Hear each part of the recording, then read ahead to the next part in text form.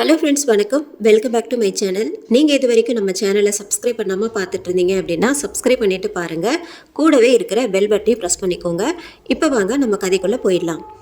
குண்டூசி விழுந்தால் கூட சத்தம் கேட்கும் அளவிற்கு அந்த வகுப்பறையே நிசப்தத்தில் இருந்தது.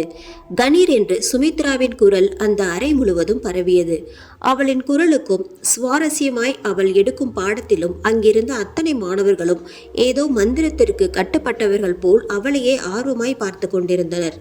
சுமித்ரா, உன் ஆஃபீஸ் ரூமுக்கு வர சொல்றாங்க, உன் கணவர் ஃபோன் செய்திருக்கிறார் என்ற சக ஆசிரியை மீனலோஜினியின் குரல். அவள் திரும்பினாள். இருடி, இப்ப வர முடியாது, முக்கியமான வகுப்பு நடக்கிறது, நான் இடைவேளையில பேசிக்கிறேன் என்று கூறிவிட்டு அவள் வகுப்பில் கவனமானாள். சுமித்ரா, வயது 26, அழகிய மையிட்ட கண்கள், மிடுக்கான தோற்றம், பார்ப்பவர்களை அலைப்பாய செய்யும் முகம். இடைவேளையில் தன் கணவன் பிரகாஷிற்கு தொடர்பு கொண்டாள் சுமித்ரா. அந்த பக்கத்தில் இருந்து பிரகாஷின் குரல் கேட்டது. சுமி, நாளைக்கு ஹாஸ்பிட்டல் போகணும், நீ லீவ் போட்டுட்டு. சிறிது நேர கனத்த மௌனத்திற்கு பின் என்றாள் சுமித்ரா. பிரகாஷ், வயது 35, வெளுத்த தலை, நரைக்கு ஏற்றாற்போல் நல்ல அறிவொளி, புகழ்பெற்ற மனோதத்துவ நிபுணர். தங்களுக்கு திருமணமாகி 6 வருடங்களாகியும் குழந்தை இல்லாததால் முதன்முறை மருத்துவமனைக்கு பரிசோதனைக்கு செல்லத்தான் தன் கணவன் கூப்பிடுகிறான் என்று அவளுக்கு தெரியாமல் இல்லை. அடுத்த நாள் சில மருத்துவ பரிசோதனைகள் எடுத்து வர சொல்லியிருந்தார் ரெஜினா. பிரகாஷின் தூரத்து சொந்தம். அமெரிக்காவில் மருத்துவ படிப்பை முடித்துவிட்டு இங்கு பெரிய மல்டி ஸ்பெஷாலிட்டி ஹாஸ்பிட்டல் வைத்து நடத்தி கொண்டிருக்கிறாள். பரிசோதனைகளை முடித்துவிட்டு ரெஜினாவின் அறையில் பதட்டத்துடன் அமர்ந்திருந்தாள் சுமி. அதை பார்த்த ரெஜினா, சுமி, நீ ஒன்றும் பயப்படாத, உனக்கும் பிரகாஷுக்கும் ஒரே பிரசவத்தில் ட்வின்ஸ் பிறக்கும் பாரேன் என்று கூறி அவளை ஆசுவாசப்படுத்தினாள். பிறகு 2 நாளில் ரிப்போர்ட் வந்துடும் சுமி, நீ சனிக்கிழமை சாயங்காலம் வந்தால் போதும் என்று ரெஜினா அவளை அனுப்பி வைத்தாள். அடுத்ததாக பிரகாஷிற்கு பரிசோதனைகள் செய்ய வேண்டும் என்று கூறிய போது அவன் தனது நோயாளி போனில் அழைக்கிறார், அவசரமாக போக வேண்டும் என்று அந்த இடத்தை விட்டு அகன்று விட்டான். பிரகாஷ் ஒரு மனநல மருத்துவர். சிறிது குழம்பிய நிலையில் ரெஜினா, ஓகே, அவருக்கு சனிக்கிழமை டெஸ்ட் எடுத்துக்கலாம் என்று மனதில் நினைத்து கொண்டாள். மருத்துவ பரிசோதனை முடிவுகளை எண்ணி மனதில் ஒரு பிரளயத்தையே ஏற்படுத்தி கொண்டிருந்தாள் சுமித்ரா. அவள் கூறும் சமாதானத்தை அவள் மனம் ஏற்க மறுத்தது. தன்னை மிகவும் விரும்பி மணந்த கணவர் சில மாதங்களாக தன்னை கண்டுகொள்வதில்லை. உரையாடல்கள் வெகுவாக குறைந்துவிட்டன. தினமும் மணிக்கணக்கில் மடியில் படுத்துக்கொண்டு கதை பேசி அவளை சிவக்க வைக்கும் கணவர் தற்போது தன் முகம் பார்ப்பதையே தவிர்த்து வருகிறார். இந்த நிலையில் இந்த ரிப்போர்ட்டால் ஏற்பட போகும் விளைவுகள் லேசானதாக இருக்க போவதில்லை என்பதை நன்கு உணர்ந்திருந்தாள் சுமித்ரா. காலமும் நேரமும் யாருக்காகவும் காத்திருப்பதில்லை. 2 நாட்களும் மின்னல் வேகத்தில் கடந்தன. மருத்துவமனைக்குள் நுழைந்தவுடன் தன் படபடப்பு அதிகமானது சுமித்ராவிற்கு. முதலில் பிரகாஷை அழைத்து பரிசோதனை செய்ய முற்பட்டாள் ரெஜினா. பிரகாஷ், வெயிட் பண்ண, சுமியின் ரிப்போர்ட் வந்துவிட்டது, உன் ரிப்போர்ட் வருவதற்கு 15 நிமிடங்கள் ஆகும் என்றார். சிறிது நேரத்தில் பிரகாஷின் ரிப்போர்ட் வர அதை கண்ட ரெஜினாவின் முகம் சுருங்கியது. அவள் முக மாற்றத்தை கண்டவனுக்கு தெரியும் அவள் என்ன சொல்ல போகிறாள் என்று. அதனால் அவன் முகத்தில் எந்த உணர்ச்சியும் காட்டாமல் அவளையே பார்த்து கொண்டிருந்தான். ரெஜினா, சோ உனக்கு இதுக்கு முன்னாடி தெரியும் அப்படித்தானே? சுமித்ராவை கூப்பிடு, அவளிடம் பேச வேண்டும் என்றாள். இதை கேட்ட பிரகாஷ், என்ன, குழந்தை பிறக்க வாய்ப்பில்லை என்று நீ சுமித்ராவிடம் சொல்ல போறேன்னு எனக்கு தெரியும். ஆனால் அதற்கு முன்னாடி அதனால் ஏற்பட போகும் விளைவுகளை யோசித்துப்பார். குடும்பம் சுக்குநூறாக உடைந்துவிடும். அவள் கண்டிப்பாக இதை தாங்க மாட்டாள். என் வாழ்க்கைக்கு முற்றுப்புள்ளி வைத்து விடாதே ரெஜினா. சில நாள் சென்றதும் அவளுக்கு சொல்ற விதத்துல சொல்லிக்கிறேன், ப்ளீஸ் ரெஜினா என்று அவளிடம் கெஞ்சினான். இதை சுமியிடம் சொல்லியே ஆக வேண்டும் என்று கண்டிப்பாய் சொன்னவளை ஏதேதோ பேசி ஒரு வழியாக சம்மதிக்க வைத்து விட்டான். பிறகு ரெஜினா, சுமித்ராவின் ரிப்போர்ட் எக்ஸலண்ட், அவளுக்கு எந்த பிரச்சனையும் இல்லை, இதையும் நீயே அவளிடம் சொல்லிவிடு, நீ கிளம்பலாம் என்று அவனை அனுப்பி வைத்தாள். உள்ளே சென்ற கணவனை காணாமல் பதட்டத்துடன் அமர்ந்திருந்த சுமித்ராவை அழைத்தார். லேப் டெக்னீஷியன் லீனா அவளிடம் வந்து மெதுவாக, இதோ பாரு சுமி, நான் நேரடியாக விஷயத்துக்கு வந்துடுறேன். உன்னால் இப்போது இல்லை, எப்போதுமே குழந்தை பெற்றுக்கொள்ள முடியாது. இதை மேடமும் பிரகாஷ் சாரும் உன்கிட்ட எப்படி சொல்றதுன்னு தெரியாம தான் என்கிட்ட சொல்ல சொன்னாங்க என்று கூறி சென்று விட்டாள். சுமித்ராவுக்கு பூமி காலடியில் நழுவுவதை போல் இருந்தது. கண்ணில் கண்ணீர் மடை திறந்து கொட்டி கொண்டு இருந்தது. அவளால் நிற்கவே முடியாமல் தலை சுற்றி கீழே உட்கார்ந்தாள். அப்போதுதான் ரெஜினாவின் அறையிலிருந்து வந்த பிரகாஷும் சுமியின் அருகில் போய் நின்றான். அவனை கண்டவுடன் அவன் கையை பற்றி கொண்டு அழ ஆரம்பித்தாள். லீனாவிடம் இதை சொல்ல சொல்லி தான் தப்பித்துக் கொள்ள வேண்டும் என்று நடத்திய சதித்திட்டம் நன்றாகவே அரங்கேறி இருப்பதைக் கண்டு நிம்மதி பெருமூச்சு விட்டான். பின் சுமித்ராவை சமாதானப்படுத்தி அங்கிருந்து வீட்டிற்கே அனுப்பி வைத்துவிட்டு குஷியாக அவன் கிளீனிற்கு சென்றான். பேரிடியை தலையில் தாங்கியபடி நடந்து வந்த சுமித்ராவை தனிமை தன் வசப்படுத்தியது. சுமித்ரா தன்னுடைய தெருவிற்குள் வரும்பொழுது தன் பக்கத்து வீட்டு நாய் எப்பொழுதும் அவளிடம் தான் எஜமானுக்கு கொடுக்கும் அன்பை பொழியும். சுமித்ராவும் அந்த நாய்க்கு உணவு, பிஸ்கெட் என்று நன்கு கொடுத்து கவனித்து வந்தாள். விடுமுறை நாட்களிலும் அதனுடன் விளையாடுவாள். ஆனால் அன்று வழக்கத்திற்கு மாறாக சுமித்ராவை பார்த்து நாய் பயங்கரமாக குறைக்க தொடங்கியது. அதை சற்றும் எதிர்பார்க்காத சுமித்ரா வேகமாக நடக்க தொடங்கினாள். ஆனால் அந்த நாய் சுமித்ராவிற்கு பின் யாரையோ பார்த்து குறைத்தது. சுமித்ராவும் சுற்றுமுற்றும் பார்த்தாள். அங்கு அவளை தவிர யாருமே இல்லை. அவள் பயந்து கொண்டே விரைந்து வீட்டிற்குள் சென்று தாளிட்டு கொண்டாள். மணி இரவு 8. பயந்து கொண்டே வீட்டிற்குள் நுழைந்த சுமித்ரா அவசரமாக எல்லா கதவு ஜன்னல்களையும் அடைத்துவிட்டு தன் அறைக்குள் புகுந்தாள். துயர் அவளை பின்தொடர்ந்து அவள் படுக்கையில் அறையில் தஞ்சம் புகுந்தது. தன்னுடைய செல்ல நாய்க்குட்டி அவளிடம் கோர முகத்தை காண்பித்தது. அவளை பதபதிக்க செய்தது. தன் கவலையை சொல்லி ஆற்ற தன் சக ஊழியரும் உயிர் தோழியுமான மீனலோச்சினியை தொலைபேசியில் தொடர்பு கொண்டு நடந்த விஷயங்களை கண்ணீர் மல்க கூறினாள். இதை கேட்ட மீனா மிகவும் அதிர்ந்தாள்.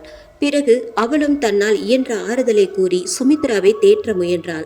அது போதாதற்கு கோவில் அர்ச்சகரை விட அதிக அளவு பரிகாரங்களை அள்ளி வீசினாள். நீ ஒன்றும் கவலைப்படாத சுமி, இது போல பிரச்சனை இருப்பவர்கள் செல்லியம்மன் கோவிலுக்கு சென்று அங்கே பூஜை செய்துவிட்டு பூசாரியிடம் மந்திரத்தை எலுமிச்சம்பழத்தை வாங்கி தலையணுக்கு அடியில் வைத்து படுத்தால் எந்த வியாதியாக இருந்தாலும் சரியாகிவிடும். அதன்பின் என்றவளை இடைமறித்து, யார்கிட்டையாவது இதை சொன்னால் மனபாரம் குறையும் என்றுதான் உனக்கு ஃபோன் பண்ணினேன். தயவு செய்து உன் அட்வைஸை நிறுத்து. சாமி என்று ஒன்று இருந்தா எந்த பாவம் செய்யாத எனக்கு ஏன் இவ்வளவு பெரிய தண்டனையை கொடுக்கணும்? அதை விடு, நான் 1 வாரம் பள்ளிக்கு வரமாட்டேன், எனக்கு லீவு சொல்லிவிடு என்று கூறி அழைப்பை துண்டித்தாள். சிறிது நேரத்தில் வெளியில் அழைப்பு மணி ஒலித்தது. ஏற்கனவே பயத்தில் இருந்தவள் மேலும் அதிர்ந்தாள். பிரகாஷ் வரதுக்கு இன்னும் நேரம் இருக்கு, யார் பெல் அடிக்கிறதுன்னு தெரியலையே என்று பயந்து கொண்டே மெதுவாக சென்று கதவை திறந்தாள். வெளியில் நின்ற பிரகாஷை பார்த்தவளுக்கு அப்போதுதான் மூச்சு சீரானது. சோகத்தின் உருவாய் இருந்த தன் மனைவியை கண்டவன் அவளை அறைக்குள் அழைத்து சென்று லேசாக அணைத்து, சுமி, நீ எதுக்கும் கவலைப்படாத, எல்லாம் கடவுள் இருக்கார், பார்த்துப்பாரு என்று மனதில் சிறிதும் குற்ற உணர்ச்சியற்றவனாக ஆறுதல் கூறினான். சுமிக்கு அப்போது அந்த அணைப்பு தேவையானதாக இருந்ததால் அவளும் அவனை இறுக்கி கட்டி அணைத்து, என் வாழ்க்கை முடிஞ்சு போயிருச்சு, நான் வாழறதுக்கு எந்த ஒரு காரணமும் இல்லாம தான் வாழ்ந்து கொண்டிருக்கிறேன். இந்த ஒரு நிலைமை என்னோட பரம எதிரிக்கு கூட வரக்கூடாது. இனிமே நான் வேலைக்கு போகல, அம்மா வீட்டுக்கு போயிடுறேன், திரும்ப வராதவளாக என்று மனதில் தோன்றியதையெல்லாம் பேசி மனம் கரைந்தாள். சிறிது நேர மௌனத்திற்கு பின், நாம் ஏன் வேற மருத்துவமனையில மறுபரிசோதனை செய்யக்கூடாது என்று வினாவினாள் சுமித்ரா. தன் குட்டு வெளிப்பட்டு விடுமோ என்ற பதட்டத்தை உள்ளேயே வைத்துக்கொண்டு பிரகாஷ், சுமி, நான் இன்னொரு விஷயத்தை உன்கிட்ட சொல்ல மறந்துட்டேன். உனக்கு கர்ப்பப்பை ரொம்ப பலகீனமா இருக்கு, அதனால் இங்கிலீஷ் மருந்துகளின் தாக்கத்தை அது தாங்க முடியாமல் மேலும் மோசமாகிவிடும்னு ரெஜினா கூறியது நீ கேட்ட பின்புதான் நினைவுக்கு வருது என்று அவளை யோசிக்க விடாமல் பெரும் பொய்யுரைத்தான். அவன் கூறியதை கேட்டவள் மறுபடியும் விசும்ப ஆரம்பித்தாள். பிறகு அவளை சமாதானப்படுத்தி சாப்பிட வைத்து அவளை நம்ப வைத்த நிம்மதியில் தூங்க சென்றான். புரண்டு புரண்டு படுத்தவளுக்கு தூக்கம் வந்த பாடில்லை. அன்று நடந்ததையே யோசித்து கொண்டு படித்திருந்தவளுக்கு திடீரென்று கதவு தட்டு சத்தம் கேட்டது. ஏற்கனவே பயத்தில் இருந்தவளுக்கு இன்னும் பயம் வந்தது. மெதுவாக எழுந்து அறைக்கு வெளியே சென்றவள் சமையலறையில் பாத்திரம் உருளும் சத்தம் கேட்டு அதை நோக்கி விரைந்தாள். சமையலறைக்கு சென்று பார்த்தவள் அங்கு பழக்குடையில் வைத்திருந்த எலுமிச்சை பழங்கள் கீழே விழுந்து உருண்டு அவள் காலடியில் வந்து விழுந்தது. ஒரே ஒரு எலுமிச்சை பழம் மட்டும் அவளை தாண்டி உருண்டு அவள் படுக்கை அறைக்குள் சென்றது. சுமிக்கு பயத்தில் நாக்கு உலர்ந்தது. அந்த எலுமிச்சை பழத்தை நோக்கி அவள் கால்கள் நகர்ந்து அதன் பின் சென்றது. அந்த பழம் நேராக அவள் கட்டினின் அடியில் சென்று அவள் தலையணைக்கு கீழே நின்றது. அதை கண்டவளுக்கு சிறிது நேரம் முன்புதான் தோழி சொன்ன பரிகாரமும் அதை தான் ஏளனமாக பேசியதும் அவசியமே இல்லாமல் அந்த நேரத்தில் அவளுக்கு நினைவுக்கு வந்து தொலைத்தது. ஒரு அடியாக எடுத்து வைத்து கட்டிலின் அருகில் சென்றவள் பதட்டத்தில் அருகில் இருந்த நாற்காலியில் இடித்து கொண்டாள். நள்ளிரவு நிசப்தத்தில் அந்த சத்தம் பிரகாஷின் உறக்கத்தை கலைத்தது. சத்தம் கேட்டு விழித்த பிரகாஷ் கட்டிலின் அடியில் இருந்த சுமியை கண்டு அதிர்ந்து பின் அவளை, என்ன சுமி, இங்க என்ன பண்ணிட்டு இருக்க என்று கேட்டான். சுமி எலுமிச்சம்பழம் கட்டிலுக்கு அடியில் உருண்டு வந்துச்சு, அதை தான் தேடிக்கிட்டு இருக்கிறேன் என்று அறையில் தேடிக்கொண்டே கூறினாள். சுமித்ரா நடு இரவில் எழுந்து வினோதமாக நடந்து கொள்வதை கண்டவன் என்னாச்சு இவளுக்கு, ஒருவேளை அதிர்ச்சியில் மூளைக்கீழே குழம்பிடுச்சா, இல்லை பேய் காத்த கருப்புன்ட்டு ஏதாவது அடிச்சிருச்சா என்று நினைத்து கொண்டே, என்ன எலுமிச்சம்பழமா, சரி எங்கன்னு பார்க்கிறேன் என்று கூறி கட்டிலுக்கு கீழே தேடினான். சிறிது அச்சத்துடன் பிரகாஷ் இங்கும் எதுவுமே இல்லை என்று கூறினான். சற்று முன் பார்த்தபோது இங்கேதான் இருந்தது, இப்போது எப்படி மர்மமாக மறைந்து போனது என்று நினைத்து கொண்டே செய்வது அறியாமல் நின்றாள். சுமி, இது போல நடு இரவில் ஏன் கஷ்டப்படுத்துற, வந்து தூங்கு என்று கூறிவிட்டு பிரகாஷ் உறங்க சென்றான்.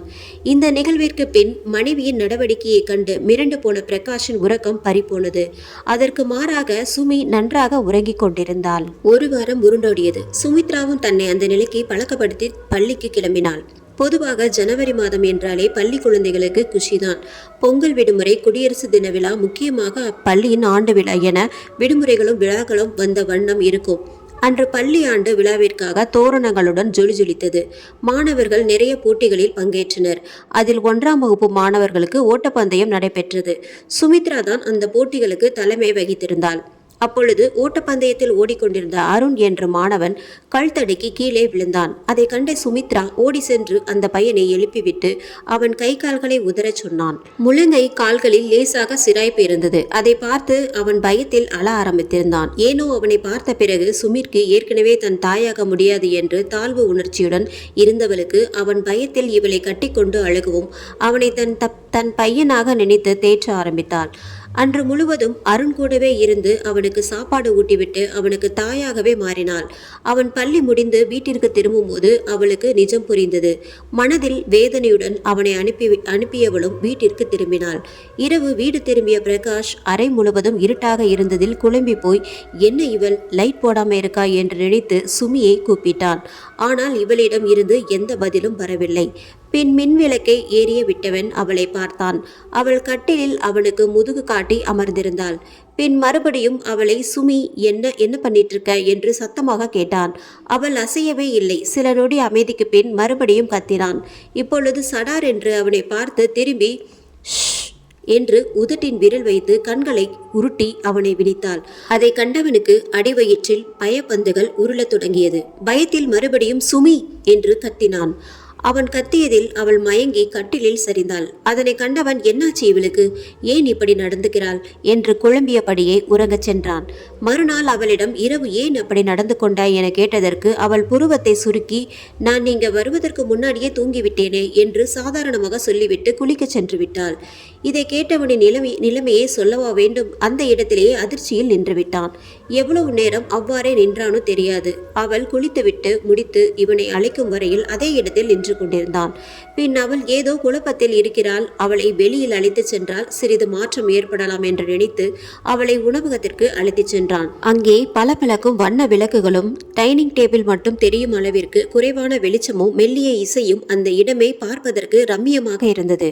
அங்கு அவர்களுக்கு பிடித்ததை ஆர்டர் செய்து சாப்பிட்டுக் கொண்டிருக்கும் போது முந்தைய நாள் பள்ளியில் நடந்தவற்றை அவனிடம் சொல்லிக் கொண்டிருந்தான். அவனும் சுவாரஸ்யமாக கொட்டி கொண்டிருந்தான். பின் சாப்பிட்டு முடித்து கை கழுவ சென்றவன் திரும்பி வந்து அவளை பார்த்து அதிர்ந்தே விட்டான். சுமித்ரா அங்கிருந்து முள்கரண்டியை கையில் எடுத்து தன் முழங்கையில் கீறி கொண்டிருந்தாள். கண்களில் ஒருவித வெறியோடு பிரகாஷ் அவளிடம் சென்று அந்த முள்கரண்டியை வாங்கி தூக்கி எறிந்துவிட்டு, என்ன பண்ணிக்கிட்டு இருக்க சுமி என்று அவள் தோள்களை பற்றி நடுங்கிய குரலில் கேட்டான். அப்போது அவள், இல்லை, நேற்று அருணிற்கும் இங்கேதான் அடிபட்டிருந்தது, அப்போ அவனுக்கும் இப்படித்தானே வலித்திருக்கும் என்று கண்களில் நீரோடு கேட்டாள். இதை கேட்டவனுக்கு எப்படி நடந்து கொள்வது என்றே தெரியவில்லை. தன் மனைவியிடம் ஏதோ ஒன்று சரியில்லை என்று மட்டும் தெளிவாக புரிந்தது. பின் எதையோ யோசித்துவிட்டு மனதில் பயத்துடனும் குழப்பத்துடனும் அவளை அங்கிருந்து கூட்டி சென்றான். இவற்றை எல்லாம் உதட்டில் ஏளன சிரிப்புடனும் கண்களில் வெறியோடும் ஒரு ஜோடி கண்கள் பார்த்து கொண்டிருந்தது. வீட்டிற்கு வந்த பிரகாஷ் அவளை உறங்க சொல்லிவிட்டு தலையை பிடித்து கொண்டு அமர்ந்து விட்டான். அவனுக்கு சுமித்ராவின் நடவடிக்கைகள் விகாரமாகவும் பயமாகவும் இருந்தது. சிறிது யோசனைக்கு பின் பாலக்காட்டில் இருந்த தன் சித்தப்பா காசிநாதருக்கு போன் செய்து நடந்த விஷயங்களை கூறினான். அவர் பாலக்காட்டில் ஒரு கோவில் தர்மகர்த்தா. அதனை கேட்ட காசிநாதன், பிரகாஷ், எனக்கு என்னமோ உன் வீட்டில் ஏதோ கெட்ட சக்தி இருக்குதுன்னு தோணுது என்றார்.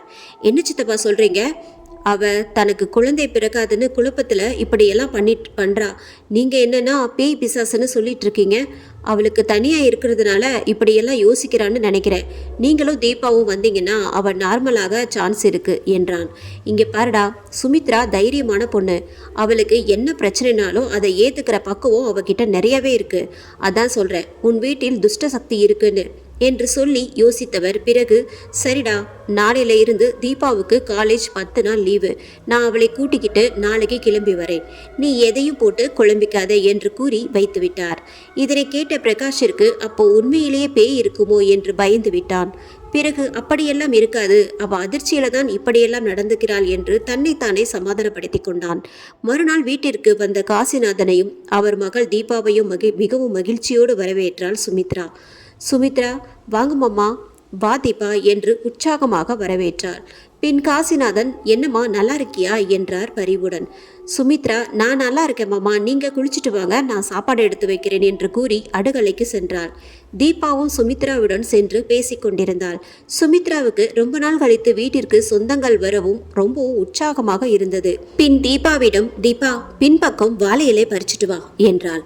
பின்பக்கம் சென்ற தீபாவிற்கு தன்னை யாரோ பார்த்து கொண்டிருப்பது போல் தோன்ற சுற்றுமுற்றும் பார்த்தாள். பின் நிமிர்ந்து பார்த்தவளுக்கு பக்கத்து வீட்டு பால்கனியில் இருந்து ஒரு வாலிபன் தன்னை பார்த்து கொண்டிருப்பதை கண்டவள் அவனை முறைத்துவிட்டு வீட்டிற்குள் திரும்ப சென்றாள். அப்போது அவளை அழைத்த அந்த வாலிபன், என்னங்க என்றான். அவள் திரும்பி முறைத்து கொண்டே என்ன என்றாள் காரமாக. அந்த வாலிபன், எப்பா ஏங்க இப்படி முறைக்கிறீங்க? நான் இங்கே காய போட்டிருந்த என் கர்ச்சீப் காத்துல பறந்து அங்கே விழுந்துடுச்சு, அதை எடுத்து கொடுக்க தான் கூப்பிட்டேன் என்றான் அப்பாவியாய் முகத்தை வைத்துக்கொண்டு. அவள், சரிங்க, நீங்க முன்பக்கம் வாங்க, தரேன் என்றாள் சிறு சிரிப்புடன். அந்த கர்ச்சீப்பை எடுத்துக்கொண்டு முன்பக்கம் சென்றவளிடம் கர்ச்சீப்பை வாங்கி கொண்டு, என் பெயர் மகேஷ் என்றான். அவளும், என் பெயர் தீபா என்றாள். உங்களை இதுக்கு முன்னாடி இங்கே பார்த்ததே இல்லையே என்றான் மகேஷ். தீபா, இது என் அண்ணன் வீடு, நான் இங்கே வந்து ரொம்ப வருஷம் ஆச்சு என்றாள். காது ஜிமிக்கியாட சந்தன நெற்றி சுருங்க கண்களை உருட்டி கொண்டு பேசியவளை பார்த்ததுமே அவனுக்கு பிடித்து விட்டது. உடனே அவளிடம், நான் பேங்க் மேனேஜராக இருக்கேன், எனக்கு அம்மா மட்டும்தான், அவங்களுக்கும் கிராமத்தில் இருக்காங்க என்றான்.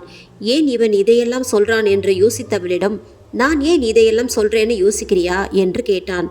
அவன் கேட்டதில் தடுமாறியவள் ஆம் என்று தலையாட்டினாள். எனக்கு உங்களை ரொம்ப பிடிச்சிருக்கு, நம்ம கல்யாணம் பண்ணிக்கலாமா என்று கேட்டுவிட்டான். இதனை கேட்டவள் அவனை முறைத்துவிட்டு வீட்டிற்குள் சென்று விட்டாள். அவனும் இவளை பார்த்து சிரித்துவிட்டு சென்று விட்டான். பின் நால்வரும் ஊரை சுற்றி பார்த்தனர். அங்கிருந்து 10 நாட்களும் எந்த அசம்பாவிதமும் நடக்கவில்லை. சுமித்ராவும் சாதாரணமாகவே இருந்தாள். இதற்கு இடையில் தீபாவிற்கு மகேஷின் மேல் காதல் வந்தது. தான் மகேஷை காதலிப்பதாகவும் காசிநாதனிடம் சம்மதம் பெற்று தருமாறு பிரகாஷிடம் கெஞ்சினாள்.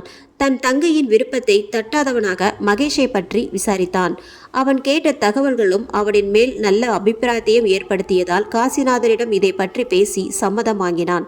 தீபாவிற்கு இன்னும் 3 மாத படிப்பு இருந்ததால் படிப்பு முடிந்ததும் திருமணம் பற்றி பேசலாம் என்று காசிநாதன் கூறினார். தீபாவின் திருமண விஷயம் தெரிந்து சுமித்ராவும் மிகவும் சந்தோஷப்பட்டாள். பிறகு இனிப்பு செய்கிறேன் என்று சொல்லி மகேஷிற்கு சேர்த்து அன்று விருந்தே வைத்துவிட்டாள். பின் விடுமுறை முடிந்து காசிநாதனும் தீபாவும் கிளம்புகையில் பிரகாஷ், சித்தப்பா, நீங்க சொன்ன மாதிரி எதுவும் இல்லை, நான் தான் சொன்னேன்ல அவ கொஞ்சம் குழப்பமாக இருக்கான்னு, நீங்க தான் கெட்ட சக்தி துஷ்ட சக்தின்னு சொல்லி என்னையே பயமுறுத்திட்டீங்க. இப்ப பாருங்க, உங்களை எல்லாம் பார்க்கவும் அவள் நார்மல் ஆகிட்டா என்று ஆசுவாசமாக சொன்னான். இல்ல, அப்பா சொன்னது சரிதான், இங்க வேற ஏதோ இருக்கு என்ற தீபாவின் குரலில் அதிர்ந்து நின்றான். இனிமேல் எந்த பிரச்சனையும் இல்லை என்று ஆசுவாசமாய் இருந்தவனுக்கு தீபா சொன்னதும் அவன் உடலில் ஒரு பூகம்ப அதிர்வையே ஏற்படுத்தியது. பின் தீபா ஏதோ கூற வரும்போது சுமித்ரா மூவரையும் சாப்பிட அழைத்தாள். அப்பொழுதுக்கு அவர்களின் பேச்சு தடைப்பட்டது. பின் மூவரும் உணவருந்தி கொண்டிருந்தனர். மட்டன் கிரேவி, ஈரல் கூட்டு, காடை என்று வகை வகையாக சமைத்து வைத்திருந்தாள் சுமித்ரா. பாவம் பிரகாஷிற்கு தான் தொண்டையில் உணவு இறங்க மறுத்தது. ஏனோ தானோ என்று சாப்பிட்டு கொண்டிருந்தவனை சுமித்ரா, ஐயோ என்னங்க என்றாள். பிரகாஷ் சட்டென்று நிமிர்ந்து, என்ன சுமி என்றான். இல்லை, மாடியில் இருக்கிற ஸ்டோர் ரூமில் ஊறுகாய் வச்சுருக்கேன், தீபாவுக்கு ரொம்ப பிடிக்கும், அப்போவே எடுக்கணும்னு நினச்சேன், மறந்துட்டேன், கொஞ்சம் எடுத்துட்டு வரீங்களா என்றாள் கெஞ்சலாக. இவனும் தலையசைத்துவிட்டு எழுந்தான். திடீரென்று தன் கையை யாரோ பிடித்தது போல் உணர்ந்தான். பயத்தில் முதுகு சிலிர்த்து நெற்றியில் வியர்வையுடன் திரும்பி பார்த்தான். தீபா தான் செல்ல விடாமல் தடுத்து நிறுத்துவதை கண்டவன் மேலும் அதிர்ந்தான். தன்னை நிமிர்ந்து பார்த்து வேண்டாம் என்ற பாணியில் தலையசைத்தவளை பார்த்தவனுக்கு பயம் கலந்த குழப்பம் ஏற்பட்டது.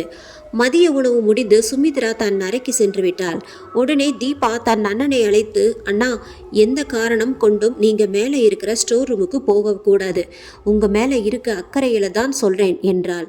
இவள் இவ்வாறு சொல்லி கொண்டிருக்கும் போது காசிநாதனும் அங்கு வந்தார். வந்தவர், ஏன் தீபா இப்படி சொல்றா என்றார் குழப்பத்துடன். பிரகாஷும் அதே குழப்பத்துடன் அவளை பார்த்தான். இப்பொழுது தீபா, நான் அங்கு கண்ட விஷயம்தான் என்னை குலை நடுங்க செய்தது என்று உடலில் அதிர்வுடன் கூறியவள் தொடர்ந்தாள். அண்ணி, என்னை இப்படித்தான் மதியம் நெய் எடுத்துட்டு வா, மாடியில் ஸ்டோர் ரூமில் தான் இருக்கு என்று கூறினார். நானும் மாடிக்கு சென்றேன். முழு இருட்டு. ஸ்டோர் ரூமில் நான் அண்ணிக்கிட்ட, அண்ணி ஒரே இருட்டாக இருக்கு என்று சொன்னேன். உடனே அண்ணி, பரவாயில்லை, முன்னாடி தான் இருக்கும், உள்ளே போய் பாரு என்று ஒரு மாதிரி கரகரத்த குரலில் கூறினார். நான் உள்ளே சென்றவுடன் யாரோ கதவை தடால் என்று அடைத்தது போல இருந்தது. உள்ளே ஒரே இருட்டு. எனக்கு தலை சுற்றி உடல் நடுங்க ஆரம்பித்தது. யாரோ என் முடியை கோதுவது போல உணர்ந்தேன். உடனே உயிரை கையில் பிடித்துக்கொண்டு மொத்த பழுதையும் கொண்டு கதவை திறந்து வெளியில் வந்துவிட்டேன் என்று நடந்ததை கூறும்போதே அவள் உடல் இன்னும் நடுங்கிக் கொண்டேதான் இருந்தது. பின் அவளே தொடர்ந்தாள். வெளியே வந்தவுடன் அண்ணி படிக்கட்டில் மெதுவாக ஏறி வந்து கொண்டிருந்தார். நான் கூப்பிடுவதை உணராமல் என்னை தாண்டி அந்த ஸ்டோர் ரூமிற்கு வெளியில் நின்று உள்ளே யாரையோ கண்டு சிரித்தாள். இதை பார்த்த எனக்கு உள்ளே நடந்ததை கூட தேற்ற முடிந்தது. இது என் உயிரின் நாடியே கலங்க செய்தது. பிறகு நான் அண்ணி என்று கத்திக்கொண்டு செய்வதறியாது அவரின் கன்னத்தில் அறைந்தேன். அடுத்த கணமே, அண்ணி, என்ன தீபா, இங்க என்ன பண்ற, என்னை எதுக்கு இங்க கூட்டிட்டு வந்த என்று குழப்ப முகத்துடன் கேட்டார். நான் மேலும் பயந்து, என்ன அண்ணி, நீங்க தானே நெய் எடுத்துட்டு வர சொன்னீங்க, இப்பயும் நீங்க தானே மேலே ஏறி வந்தீங்க என்று சொன்னேன். உடனே அவங்க, நான் எடுத்துட்டு வர சொல்லலையே, நான் சமையல் அப்பவே முடிச்சிட்டேன், இப்போவும் நீ கூப்பிட்டு தான் வந்தேன் என்றவள், சரி வா கீழே போலாம் என்று கூழாக சொல்லிவிட்டு சென்று விட்டார். எனக்கு ஒன்றுமே புரியவில்லை. இதை உங்களிடம் சொல்ல வரும்போது அண்ணி வந்துட்டாங்க என்று அனைத்தையும் கூறி முடித்தவள் குரல் முழுதும் பயத்துடன், அப்பா, எனக்கு பயமா இருக்குப்பா என்று அவரின் கையை பிடித்து கொண்டாள். விழிகள் தெரித்து உலகமே இரண்டாக பிளந்தது போல் இருந்தது பிரகாஷிற்கு. அதிர்ச்சியில் உறைந்து விட்டான். காசிநாதனும் அதே நிலைமையில் தான் இருந்தார். பிறகு சுதாரித்தவர் பிரகாஷிடம், பிரகாஷ், ஏற்கனவே முடிவு செய்தபடி நான் இன்னைக்கு தீபாவை கூட்டிட்டு கிளம்புறேன். பயப்படாத, ஒரு 2 நாள் சமாளி. நான் எனக்கு தெரிஞ்ச சாமியார் ஊர்ல இருக்காரு, அவர்கிட்ட ஆலோசனை பண்ணிட்டு 2 நாள்ல வந்ததோ இதுக்கு ஒரு முடிவு எடுக்கலாம் என்றார். பிரகாஷிற்கு அவரை அனுப்ப விருப்பமில்லை என்றால் அவர் சொல்வதிலும் நியாயம் இருப்பதை புரிந்து அரை மனதுடன் தலையசைத்தான். இரவு 8:30. காசிநாதனும் தீபாவும் பேருந்து நிலையம் செல்ல ஆட்டோ ஏற்பாடு செய்யப்பட்டிருந்தது. மகேஷும் அவர்களை வழியனுப்ப வந்திருந்தான். வந்தவன் தீபாவின் பயந்த முகத்தை கண்டு குழப்பத்துடன் அவளை அழைத்து, என்னாச்சு தீபா, ஏன் இப்படி முகமெல்லாம் வெளிரி போய் இருக்கு என்று கேட்டான். தீபா, அதெல்லாம் ஒன்றும் இல்லைங்க என்று கூறிக்கொண்டிருக்கும் போதே சுமித்ரா, தீபா, ஆட்டோ வந்துடுச்சு என்று அழைத்தாள். பின் அவனும், நீ போ, நான் உனக்கு கால் பண்றேன் என்றான். அவர்களை கையசித்து அனுப்பிவிட்டு மகேஷ் தன் வீட்டிற்கு சென்றான். சுமித்ரா வேகமாக தன் அறைக்குள் சென்றாள். அவளை பயத்துடன் பின்தொடர்ந்த பிரகாஷ் அறைக்குள் சென்றதும், உங்களை நான் மாடியில் இருக்கிற ஸ்டோர் ரூம்ல ஊறுகாய் எடுத்துட்டு வாங்கன்னு சொன்னேன்ல, நீ ஏன் எங்க போகல என்று கோபமாய் கேட்டாள். அதை கேட்டவன் அதிர்ந்து விட்டான். பின் பயத்தை தனக்குள்ளே மறைத்துவிட்டு, இப்ப எதுக்கு சுமி மதியம் நடந்ததை பத்தி பேசிக்கிட்டு, எனக்கு ரொம்ப தூக்கம் வருது, நான் தூங்க போறேன் என்று சொல்லிவிட்டு படுக்கையில் படுத்து கொண்டான். அடுத்த நாள் மகேஷ் தீபாவிற்கு ஃபோன் செய்தான். பின் தீபாவிடம், தீபா, நான் உன்கிட்ட ஒன்று கேட்பேன், கரெக்டாக பதில் சொல்லணும், ஓகேவா என்று கேட்டான். தீபா, என்னன்னு கேளுங்க மகேஷ் என்றாள். மகேஷ் கொஞ்ச நேரத்துக்கு முன்னாடி பிரகாஷ் எதுவும் உங்ககிட்ட சொன்னாரா என்று கேட்டான். அவள் குழப்பமாக, நீங்க எதை பத்தி கேட்குறீங்க என்று கேட்டாள். மகேஷ், பிரகாஷ் வீட்டிற்கு பின்புறம் ரத்தத்துடன் ஒரு கை அச்சு இருந்ததா, உன்கிட்ட சொன்னாரா என்று தயங்கிக் கொண்டே கேட்டான். இதை கேட்டவள் அதிர்ந்து விட்டாள். ஏனென்றால் அவர்கள் மூவருக்கு மட்டும் தெரிந்த விஷயம் எப்படி இவருக்கு தெரிந்தது என்று குழம்பினாள். பின் சற்று நேரம் முன்பு பிரகாஷ் கூறியதை நினைவு கூர்ந்தாள். மறுநாள் காலையில் சுமித்ரா பின்புறம் இருக்கும் அவள் வளர்க்கும் காய்கறி தோட்டத்தில் இருந்து காய்கறி எடுத்து கொண்டிருந்தாள். பிரகாஷ் தன் ஆபீஸ் ரூமில் ஃபைல் ஒன்றை பார்த்து கொண்டிருந்தான். திடீரென்று சுமித்ரா அலறும் சத்தம் கேட்டு வேகமாக அவள் இருக்கும் திசையை நோக்கி சென்றான். பின்பக்கம் சென்றவனை சுமித்ரா ஓடி வந்து அணைத்து கொண்டாள். அவள் உடம்பெல்லாம் பயத்தில் நடுங்கியது. பிரகாஷ், ஏன் சுமி இப்படி உடம்பெல்லாம் நடுங்குது, என்னாச்சு என்றான் பதட்டத்துடன். சுமி, பிரகாஷ் பிரகாஷ் அங்க என்று திக்கினாள். பிரகாஷ், அங்க என்ன சுமி என்று கேட்டான். சுமி, அங்க சுவத்துல பாருங்க என்று தன் நாள்காட்டி விரலை சுவற்றை நோக்கி காட்டினாள். அவள் காட்டும் திசையை பார்த்தவன் அதிர்ந்து விட்டான். அந்த சுவற்றில் இரத்த கரையுடன் 2 கையச்சுகள் இருந்தது. அதை பார்த்துதான் சுமித்ரா பயந்து விட்டாள். இவனும் செய்வதறியாது அதையே வெறித்து கொண்டிருந்தான். சுமித்ராவோ மிகவும் பயந்து விட்டாள். பின் இவளை சமாதானப்படுத்தி ஓய்வெடுக்க சொல்லிவிட்டு பிரகாஷ் காசிநாதனுக்கு ஃபோன் செய்து நடந்தவற்றை கூறினான். இதை யோசித்தவன், ஆமாங்க, அந்த வீட்டில் ஏதோ இருக்குங்க, அது என்னையும் பயமுறுத்துச்சுங்க என்றான் பயந்த குரலில். தனக்கு நடந்த அமானுஷ்யமான சம்பவத்தையும் பகிர்ந்தாள். இதெல்லாம் எப்படி நடக்குதுன்னு உங்க யாருக்காவது ஐடியா இருக்கா என்றான் மகேஷ். எங்க அப்பா இப்பதான் எங்க ஊர்ல பெரிய சாமியார் கைலாசமூர்த்தியை பார்த்துட்டு வந்திருக்கார். அவர் 2 பேருக்கும் தாயத்து கொடுத்து கட்ட சொல்லியிருக்கார். இந்த ஏகாதசி அன்னைக்கு ஒரு பரிகாரம் பண்ணணும்னு சொல்லியிருக்காரு. மகேஷ், அங்க நடக்கிறத பார்த்தா எனக்கு ரொம்ப பயமா இருக்கு. நீங்க என்ன தாயத்து கட்டினாலும் அந்த பேய் போகாது என்றான் மகேஷ். சற்று நேரத்தில் தீபாவின் மனது படபடத்தது. என்ன சொல்றீங்க மகேஷ் என்றாள். அந்த வீட்டில் இருக்கிற பேய் சுமித்ரா தான். ஐயோ, அன்னைக்கு பேய் பிடிச்சிருக்கா? அட கடவுளே என்று புலம்ப ஆரம்பித்தாள் தீபா. இன்று காலையில் சுமித்ரா ஏதோ சிகப்பு சாயத்தை எடுத்து வீட்டின் பின்புறம் வைத்து இருந்தார். பின்னர் தன் கைகளை அதில் நனைத்து சுவற்றில் அச்சு பதித்து கொண்டிருந்தார்.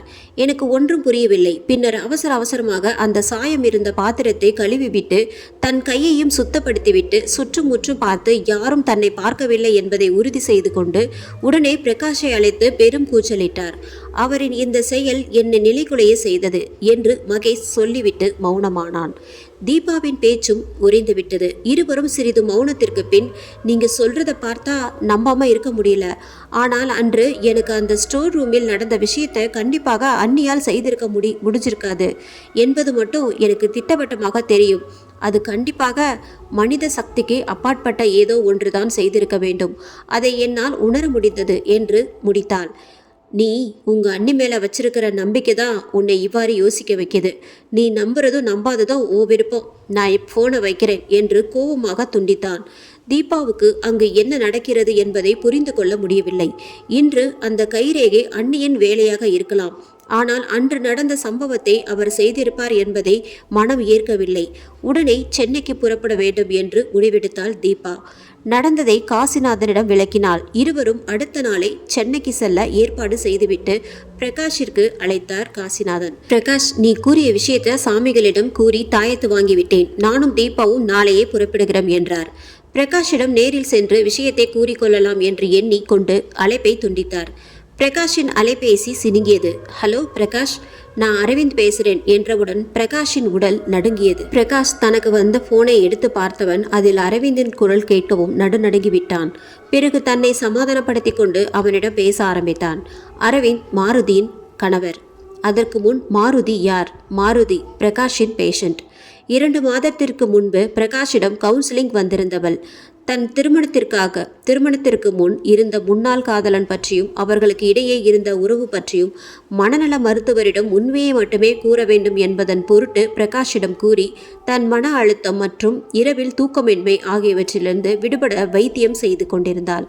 ஆனால் அவள் அந்த பழைய வாழ்க்கையை மறந்துவிட்டாள். அரவிந்தை பிடித்துதான் வாழ்ந்து கொண்டிருக்கிறாள். அவள் தூக்கமின்மைக்கு இதுவும் காரணமாக இருக்குமோ என்று பிரகாஷின் சந்தேகத்தில் தான் அவளின் அந்த கடந்த காலத்தை கூறினாலே தவிர தற்போது அவள் அரவிந்தை மிகவும் நேசிக்கிறாள். பொதுவாக மனநல மருத்துவர்கள் தங்களிடம் வரும் நோயாளிகளின் முழு விவரங்களை கடந்த காலம் என அனைத்தையும் அறிந்து கொள்வார்கள். ஆனால் அவை அந்த அறையில் இருக்கும் மருத்துவர் மற்றும் நோயாளி இருவருக்கும் மட்டுமே தெரிந்திருக்கும். அந்த ரகசியங்கள் அந்த அறையை விட்டு வெளியே வரக்கூடாது. அதுதான் தொழில் தர்மம். ஆனால் அதற்கு முரணாக பிரகாஷ் அரவிந்திடம் பணத்தை பெற்றுக்கொண்டு அவர் மனைவியை பற்றி சொல்லக்கூடாத விஷயங்களை எல்லாம் சொல்லி அதில் லாபம் பார்த்தான்.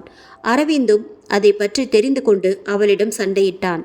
மாருதி அவனை தான் உண்மையாக காதலிப்பதாக எவ்வளவோ கூறினாள். அவள் பேச்சுக்கு சற்றும் செவிசாய்க்கவில்லை.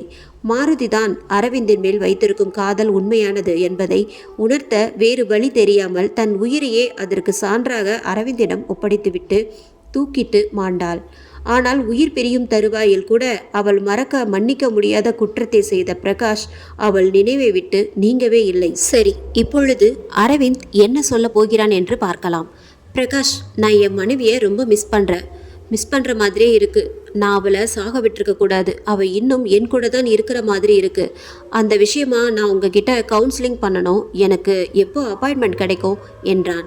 அரவிந்த், நான் ஒரு வாரம் கிளினிக் லீவ் விட்டுட்டேன், ஒரு பர்சனல் ஒர்க், அதனால் இப்போதைக்கு என்னால் பண்ண முடியாது. நான் திரும்ப கிளினிக் போகும்போது நீங்கள் தான் முதல் பேஷண்ட், ஓகேவா என்று சொல்லிவிட்டு தப்பினான் Prakash. Okay Prakash, take care, bye என்று ஃபோன் காலை துண்டித்தான் அரவிந்த். பிரகாஷின் சந்தேகத்திற்கு அரவிந்த் ஃபோன் கால் பதிலளித்து விட்டது.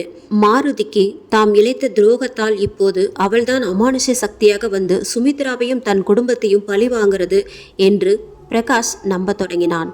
அவன் உதிரம் பயத்தில் உறைந்தே விட்டது. உணர்ச்சிகள் அற்றவனாக பிரகாஷ் தன் வீட்டுக்குள் நுழைந்தான். சுமித்ராவை ஏக்கத்துடன் பார்த்தான். நாம் செய்த தவறு, நாம் கூறிய பொய், இவளின் வாழ்க்கையை புரட்டி போட்டு விட்டது என்ற குற்ற உணர்ச்சிதான் அவனை எந்த உணர்வுகளும் அற்றவனாக்கி விட்டது. இதற்கு மேலும் இவற்றை மறைக்க முடியாது. வெள்ளம் தலைக்கு மேல் போய்விட்டது. உணர்ந்தவன் சுமித்ராவிடம் மாருதி பற்றியும் தனக்கு தான் குழந்தை பாக்கியம் இல்லை, அவளை மலடி என்று சித்தரித்தது அவனுடைய வேலைதான் என்பதையும் கூற முடிவெடுத்தான். சுமித்ரா, நான் உன்கிட்ட 2 முக்கியமான விஷயம் சொல்லணும். நீ இதையெல்லாம் கேட்டுவிட்டு அப்புறம் உன் முடிவை கூறு. அது எதுவாக இருந்தாலும் நான் உனக்கு முழு ஒத்துழைப்பு தருகிறேன் என்றவாறு ரெஜினா கூறியது என்னன்னா, உனக்கு எந்த பிரச்சனையும் இல்லை, குழந்தை பெற்றுக்கொள்ள நான் தான் அதற்கு தகுதி இல்லாதவன் என்று கூறிவிட்டு மௌனமானான். சுமித்ராவின் பதிலை பிரகாஷ் சற்றும் எதிர்பார்க்கவில்லை.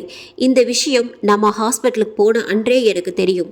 நீங்கள் கிளினிக் போன அப்புறம் ரெஜினா எனக்கு கால் பண்ணி எல்லாத்தையும் சொல்லிட்டாங்க. உங்களுக்கு உதவி பண்ணின லேப் அசிஸ்டண்ட்டுக்கும் அந்த வேலை போயிடுச்சு என்றால் அமைதியான குரலில். என்னை மன்னிச்சிரு சுமித்ரா, நான் உன்மேல் வைத்திருக்கும் அன்பு உண்மையானது. ஆண்மைதான் ஒரு ஆணின் அடையாளம். அது இல்லாத என்னை இந்த சமுதாயம் ஒருபோதும் ஏற்றுக்கொள்ளாது. அதனால்தான் உன்மேல் பழியை போட்டுவிட்டேன். என்னை மன்னித்து ஏற்றுக்கொள் என்று கண்ணீருடன் கெஞ்சினான். உனக்கு நடந்த விசித்திரமான அமானுஷ்ய விஷயங்களை எல்லாம் பார்த்து நானே பயந்துட்டேன். அந்த உண்மையை நீங்களே சொல்லணும் என்பதற்கு நான் செய்த வேலைதான் என்று சொன்ன பின்புதான் பிரகாஷிற்கு சுவாசம் சீரானது. உங்கள் மேல் உயிரையே வைத்திருக்கிறேன். அதனால்தான் இந்த விஷயம் தெரிந்த பின்பும் கூட உங்களை திருத்த வேண்டும் என்றுதான் நாடகமாடினேன். நான் எதிர்பார்த்த நாள் இன்று வந்துவிட்டது. நீங்களும் என்னை மன்னித்து விடுங்கள் என்று பிரகாஷை அணைத்து கொண்டாள்.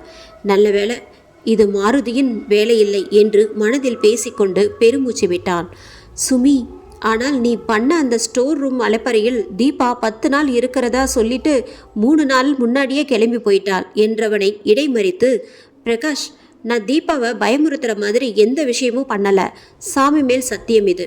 நீ இல்லைனா அப்போ என்றான் அதிர்ந்தான். சிறிது மௌனத்திற்கு பின் சுமித்ரா, 2வது விஷயம் ஏதோ சொல்லணும்னு சொன்னீங்களே, அது என்ன? மாருதி என்று சொல்ல தொடங்கினான். வெளியில் திடீரென்று கதவு தட்டும் சத்தம் கேட்டது. மாருதி என்று பெயரை சொல்லிக் கொண்டிருக்கும் போதே வெளியே சத்தம் கேட்டு பிரகாஷும் சுமியும் பார்க்க சென்றனர். பயத்தில் பிரகாஷின் முகத்தில் வியர்வை முத்துக்கள் பூத்திருந்தன. கதவை யாரோ தட்டுகின்றனர். பிரகாஷ் பயத்துடன் சென்று பார்த்தான். திடீரென்று சத்தம் நின்று விட்டது. கதவை திறந்தான். ஊரிலிருந்து காசிநாதனும் தீபாவும் நின்று கொண்டிருப்பதை கண்டு தன் பயத்தை உள்ளே வைத்துக்கொண்டு, வாருங்கள் சித்தப்பா என்று கூறி நிம்மதி பெருமூச்சு விட்டான். பிரகாஷ், நான் உன்கிட்ட ஒரு முக்கியமான விஷயம் சொல்லணும். பிரகாஷை தொடர்ந்து சுமித்ரா, வாங்க மாமா, தீபா உள்ளவாடி என்று உரிமையுடன் அழைத்தாள். ஊரிலிருந்து வந்த களைப்பில் உடல் சோர்வாக இருக்கு, தலை ரொம்ப வலிக்குது, கொஞ்சம் காஃபி கிடைக்குமா என்றார் காசிநாதன். இதோ உடனே என்று அடுகலைக்கு விரைந்தாள். பிரகாஷ், உன் வீட்டில் நடக்கிற விஷயங்களுக்கு சுமித்ரா தான் காரணம் என்றார் தயக்கத்துடன். திடீரென்று டக் டக் என்று மாடியிலிருந்து கதவை தட்டும் சத்தம் கேட்டது. கண்களில் அச்சத்துடன் மூவரும் மேலே பார்த்தனர். அந்த சத்தம் அதிகரித்தது. சத்தம் ஸ்டோர் ரூமில் இருந்துதான் வருகிறது என்றாள் தீபா. மூவரும் திரும்பி சுமித்ராவை தேடினார்கள். அவள் சாந்தமாக அடுக்களை பணியில் மூழ்கியிருந்தாள். சிறிது நேரத்தில் சத்தம் நின்றது. சித்தப்பா, நான் என்ன சொல்ல வந்தேன்னா, நீங்கள் நினைக்கிற மாதிரி இங்கே நடக்கிற எல்லா விஷயத்துக்கும் சுமித்ரா மட்டும் காரணம் இல்லை, மாருதி என்ற பொண்ணு என்று சொல்லி கொண்டிருக்கும் போதே, அண்ணி எங்கே போறீங்க, அண்ணி நில்லுங்க என்று தீபா கத்தி கொண்டிருந்தாள். அதை கண்டுகொள்ளாமல் சுமி மாடிப்படிகளில் ஏறி கொண்டிருந்தாள். அவளை நிறுத்துவதற்காக பிரகாஷ் வேகமாக சென்றான். அதற்குள் சுமித்ரா மாடியில் உள்ளே ஸ்டோர் ரூமிற்கு சென்று கதவை உள்ளே தாளிட்டு கொண்டாள். காசிநாதனுக்கு இப்போதுதான் விஷயம் புரிந்தது. அங்கே அமானுஷ்ய சக்தி குடிக்கொண்டிருக்கிறது என்று. செய்வது அறியாது மூவரும் நின்றனர். தீபா பயத்தின் உச்சத்தில் இருந்தாள். ஸ்டோர் ரூமிலிருந்து பிரகாஷ் என்று ஒரு நீண்ட குரல் கேட்டதும் பிரகாஷிற்கு குலை நடுங்கியது. அது மாருதியின் குரல். சுமித்ரா மீண்டும் தன் வேலையை காட்டுகிறாள் என்று மனதில் எண்ணிக்கொண்டு மாடிக்கு சென்று ஸ்டோர் ரூம் கதவை திறக்க முயற்சி செய்தார் காசிநாதன். கதவு திறக்கவில்லை. பிறகு சட்டென்று கதவு தானாக திறந்தது. உள்ளே சென்ற காசிநாதன் அதிர்ச்சியில் உறைந்து விட்டார். மேலே விட்டத்தின் சுவற்றில் ஒட்டிக்கொண்டு தலைகீழாக தொங்கிக் கொண்டிருந்தது. மாமா, உங்களுக்கு தைரியம் அதிகம்தான் என்று தன் கைகளால் காசிநாதனின் தலைமுடியை கோரியது மாருதியின் கை. உயிர் பயத்தில் கதவை திறந்து கொண்டு தலை தெரித்து விடுவதற்கு முன் வெளியே ஓடி வந்து விட்டார் காசிநாதன். உடனே மாடியில் இருந்து மூவரும் கீழே ஓடி வந்து விட்டனர். பிரகாஷ், இனிமே இங்க ஒரு நிமிஷம் கூட இங்க இருக்கக்கூடாது. வா, வீட்டை விட்டு போகலாம். அங்க சுமி மாட்டி இருக்கா. அவளை விட்டு விட்டு நாம மட்டும் எப்படி போறது சித்தப்பா? நம்ம போய் பேய் ஓட்டுற சாமியாரை கூட்டிட்டு வரலாம். இல்லை, சுமி மட்டும் இங்கே விட்டுட்டு போறது எனக்கு சரியா படல என்று காசிநாதனும் பிரகாஷும் வாக்குவாதத்தில் ஈடுபட்டனர். மாமா, காஃபி ரெடி என்று அமைதியான குரலில் அழைத்தாள் சுமித்ரா. புதிய கருப்பு நிற புடவை மாற்றி வலது கையில் கை கடிகாரம் கட்டிக்கொண்டு சற்று முன் எதுவுமே நடக்காதது போல் வந்து நின்றாள் சுமித்ரா. அதை கவனித்த பிரகாஷ், வலது கை கடிகார பழக்கம் சுமியுடையது அல்ல, மாருதிதான் வலது கையில் எப்போதுமே கடிகாரம் அணியும் பழக்கம் உள்ளவள் என்று அவனுக்கு தெரியாமல் இல்லை. இரவு உணவு தயார், சாப்பிட அனைவரும் வாருங்கள் என்று அழைத்தாள் சுமி. நான் உங்கள் எல்லாருக்கும் சமைச்சு வச்சிருக்கேன். நீங்கள் என்னடானா வெளியில் போக பிளான் பண்ணிட்டு இருக்கீங்க. அதுவும் இல்லாமல் இந்த நேரத்தில் வெளியே போகிறது நல்லது இல்லை. ஊரு கெட்டு கிடக்கு. யார் எப்போ என்ன செய்வாங்கன்னே சொல்ல முடியாது. 2 காலில் போகிறாங்க, 8 காலில் தான் வருவாங்க. உங்களுக்கு புரியுதுல? யாரும் வெளியில் போக வேண்டாம் என்று மெல்லிய சிரிப்புடன் மிரட்டும் தோணியில் கூறினாள். தீபாவா, எனக்கு உதவி செய், சாப்பிடலாம், பரிமாறணும் என்றதும் வேறு வழியின்றி தீபா சென்றாள். அனைவரும் டேபிளில் அமர்ந்தனர். நான் இன்றைக்கு ரொம்ப சந்தோஷமா இருக்கேன். இந்த மாதிரி ஃபேமிலியாக உட்கார்ந்து சாப்பிட்டு எவ்வளோ நாள் ஆச்சு. உயிரோடு இருக்கும்போது புரியாது இதில் இருக்கிற சந்தோஷம் என்றவள் திடீரென்று காசிநாதனை பார்த்து முறைக்க ஆரம்பித்தார். தீபா மற்றும் காசிநாதன் இருவரும் இந்த பிரச்சனையில் வருவதை மாருதி விரும்பவில்லை. அவளுக்கு தேவை பிரகாஷின் உயிர் மட்டும்தான். அதனால் அவர்களை தன் அமானுஷ்ய சக்தியை பயன்படுத்தி விரட்ட வேண்டும் என்று முடிவு செய்தாள். பல வாரங்களாக பசித்திருந்து பிணம் தின்ன காத்திருக்கும் வல்லூர் போல் கொடூர பார்வையால் மாருதி காசிநாதனையே வெறித்து கொண்டிருந்தாள். அப்போது திடீரென தீபா அலறும் சத்தம் கேட்டது. அப்பா, ரத்தம்! உங்க சாப்பாட்டுல ஒரே ரத்தமா இருக்குப்பா. உங்க நாசியில் இருந்துதான் ரத்தம் வருதுப்பா. அவரை முறைப்பதை நிறுத்தி கொண்டு, ஆமா மாமா, உங்களுக்கு உடம்பு சரியில்லை, உடனே ஹாஸ்பிட்டல் போகணும். தீபா, நீ அப்பாவை கூட்டிட்டு ஹாஸ்பிட்டல் கிளம்புடா தங்கம். நானும் பிரகாஷும் பின்னாடியே வந்துடுறோம் என்றாள். இல்லை சுமித்ரா, எனக்கு ஒன்றும் இல்லை. நான் இந்த நோய்க்கு மாத்திரை போட்டுட்டு தான் இருக்கேன். நாளைக்கு காலையில் போய் டாக்டரை பார்த்தா போதும். தீபா, என்னை ரூமுக்கு கூட்டிகிட்டு போய் படுக்க வைமா. அப்படியே என்னோட மருந்து பையையும் எடுத்துட்டு வந்துருமா. மாருதி தீபாவையும் தன்னையும் வெளியே அனுப்புவதற்கு தான் இப்படி செய்தாள் என்பது காசிநாதருக்கு நன்கு புரிந்தது. ஆனால் அவர்கள் வெளியே போகாமல் பிரகாஷ் கூடவே இருந்தாலும் மாருதி ஒரு கட்டத்திற்கு மேல் பிரகாஷை கொள்வதற்கு ரொம்ப யோசிக்க மாட்டாள். களை பறிக்கும் போது நெற்பயிருக்கும் கொஞ்சம் சேதம் இருக்கத்தான் செய்யும். நேரம் உருண்டோடியது. கடிகாரம் நடுநிசி 1:15 குறித்து கொண்டிருந்தது. மாருதி பொறுமையிழந்து திடீரென எழுந்து பார்த்த பொழுது பிரகாஷ் அங்கு இல்லை. கோபத்தின் உச்சிக்கு சென்ற மாருதி கட்டிலில் இருந்து எழுந்திருக்க முயற்சி செய்து பார்த்தாள். முடியவில்லை. சுடுகாட்டில் பிணத்தை எரிக்கும் போது வரும் நெடி போல ஒரு துர்நாற்றத்தை அவள் உணர்ந்தாள். நன்றாக எழுந்து பார்க்கும் பொழுது அவள் அறை முழுவதும் பூஜை சாமான்கள், ஊதுபத்தியின் அந்த நறுமணம் அறையெங்கும் பரவியிருந்தது. அதுதான் அவளுக்கு பிணவாடையாக தெரிந்தது போல எல்லாவற்றிற்கும் மேலாக தன் 2 கைகளிலும் கயிறு கட்டியிருப்பதை பார்த்தாள். நங்கூரத்தை தாங்கி நிற்கும் வலுவான கயிற்றையும் ஒரு நொடியில் பிளந்துவிடும் அமானுஷ்ய சக்தியை பெற்றவளால் அந்த 5 ரூபாய் கூட பெறாத மெல்லிய கயிற்றை மீறி ஒன்றும் செய்ய முடியவில்லை.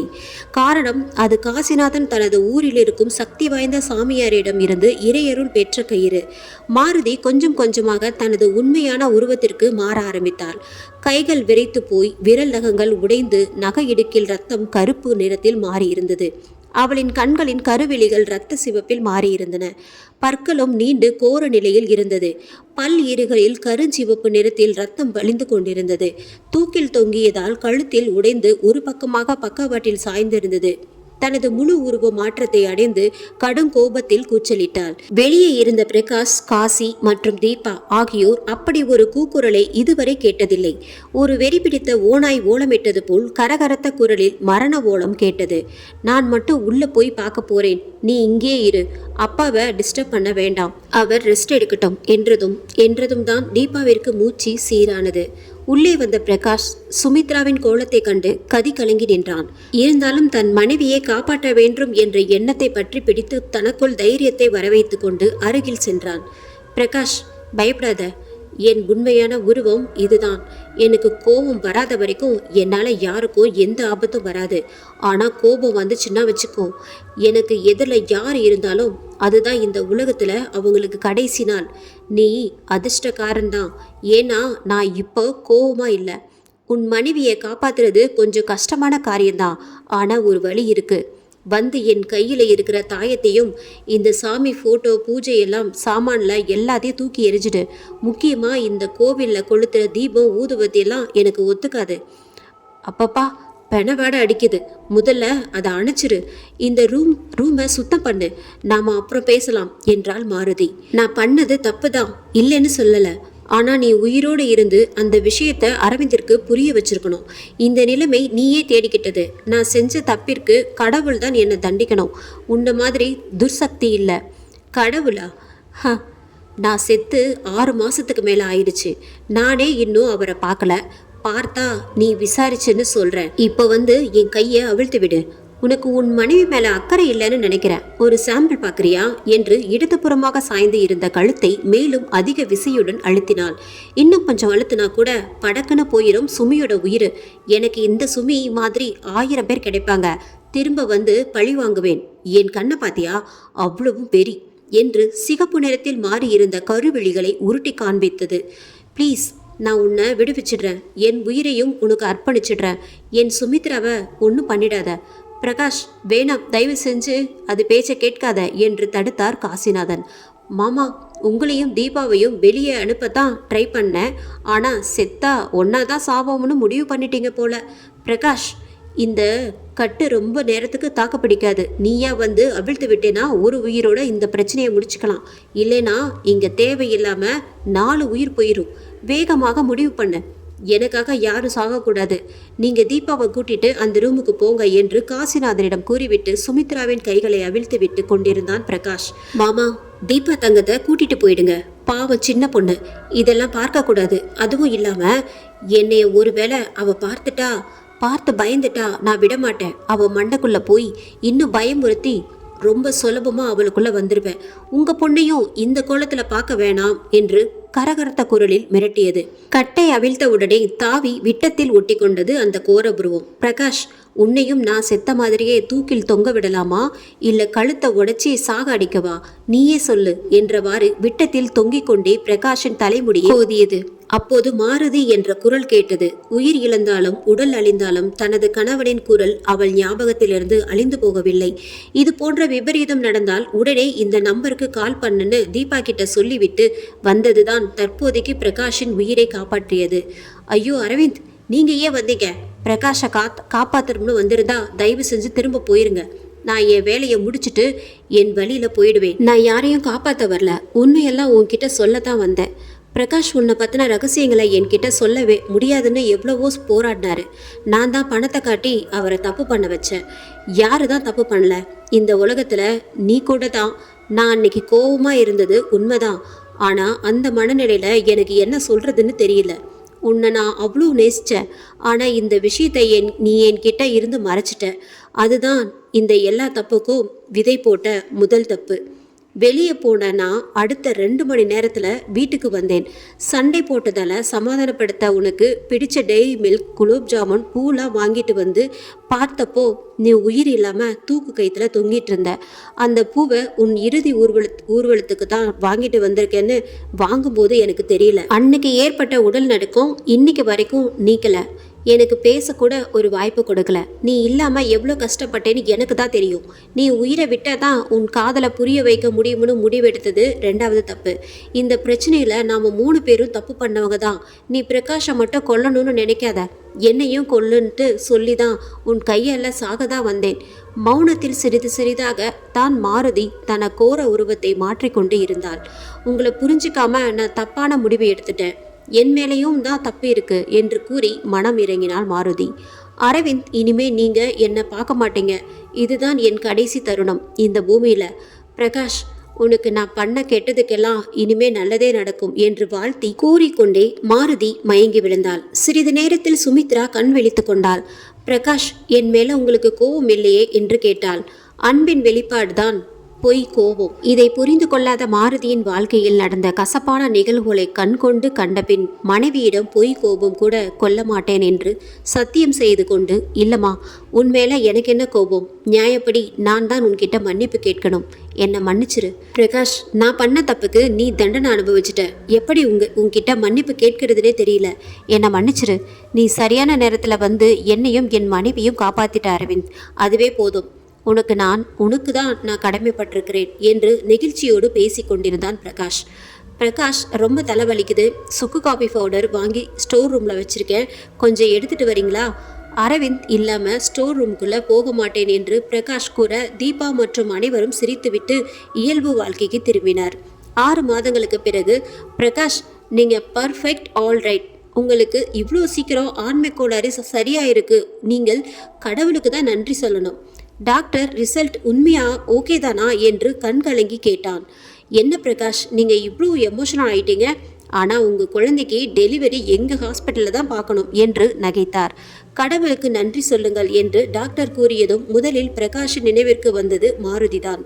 மாருதி சொல்லி சென்றது போல் தனக்கு நல்ல விஷயம் நடந்ததை நினைத்து மெய் சிலிர்த்து போனான். 1 வருடத்திற்கு பிறகு, ஏங்க, இன்னைக்கு செக்கப்புக்கு போகணும், 7 மாதம் ஆயிடுச்சு, என்னால் டாக்ஸியில் வர முடியாது, நீங்கள் தான் வந்து கூட்டிகிட்டு போகணும். ஓகேடா செல்லம், நான் அவசியம் வந்துடுறேன் என்று மகிழ்ச்சி ததும்ப கூறினான். தன்னை கொள்ள துடித்த அந்த பேய்தான் வாழ்வில் அற்புதம் நிகழ்த்தி தன்னை ஆசீர்வதித்த தேவதை என்பதை உணர்ந்தான். இறுதியில் பேய் கூட தேவதையானது. இந்த எபிசோட் உங்களுக்கு பிடிச்சிருந்தது அப்படின்னா நம்ம சேனலை மறக்காமல் சப்ஸ்கிரைப் பண்ணுங்கள், லைக் பண்ணுங்கள், முடிஞ்சால் ஷேர் பண்ணுங்கள். நன்றி, வணக்கம்.